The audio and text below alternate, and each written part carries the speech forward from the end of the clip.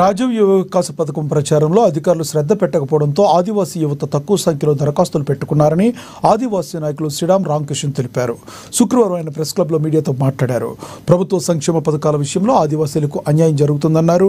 ప్రభుత్వం ఆదివాసీలపై సవతి ప్రేమను చూపుతుందని ఆరోపించారు. ఆదివాసీ నిరుద్యోగ యువత పట్ల ప్రత్యేకత కనబరచాలన్నారు. జిల్లా కలెక్టర్ ఈ దిశగా చర్యలు చేపట్టాలని విజ్ఞప్తి చేశారు. జిల్లా అని పేరుగాంచిన జిల్లా ఆదివాసీ జిల్లా ఉన్నప్పుడు ఆదివాసీ నిరుద్యోగులకు యువతులకు రాష్ట్ర ప్రభుత్వం సౌతి ప్రేమ చూపెడుతున్నది. దాంట్లో భాగంగా ఆదిలాబాద్ జిల్లా అధికారులు కలెక్టర్ గారు కానీ ప్రాజెక్ట్ ఆఫీసర్ కానీ మరియు లీడ్ బ్యాంక్ మేనేజర్ కానీ వీళ్ళు ముగ్గురు కలిసి ఆదివాసుల స్థితిగతుల మీద రాష్ట్ర ప్రభుత్వం నిరుద్యోగులకు ఇచ్చే స్కీమ్ ని ప్రతి ఆదివాసీ 9 గుడెలు తీసుకుపోయే బాధ్యత వాళ్ళపై ఉంటుంది. దాంట్లో భాగంగా మా ప్రధాన సమాజ్ ఆదిలాబాద్ సిటీలలో చాలా మంది ఉంటారు. మరియు ఆదిలాబాద్ సిటీలలో నిరుద్యోగులు యువతులు చాలా ఉన్నారు.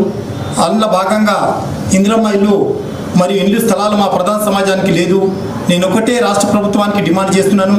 నిజమైన ఆదివాసీల మీద ప్రేమ ఉంటే ఆ స్కీమ్లో భాగంగా యువతులకు వాళ్ళకి శాంక్షన్ అయినాయి. దాంట్లో శాంక్షన్ అయినాయి 2822 50,000 యూనిట్ కొరకు 59 మంది 1 లక్ష నుంచి 5 లక్షల దాకా కానీ 10 లక్షల దాకా కానీ షూరిటీ లేకుండా ఎట్టి పరిస్థితులను నిలిపియాలని ఆదివాసీ హీరాసుఖ జాగృతి సమితి నుంచి ప్రభుత్వాన్ని డిమాండ్ చేస్తున్నాను. ఆదిలాబాద్ జిల్లా ఆదివాసీ జిల్లా అని పేరుగాంచిన జిల్లా.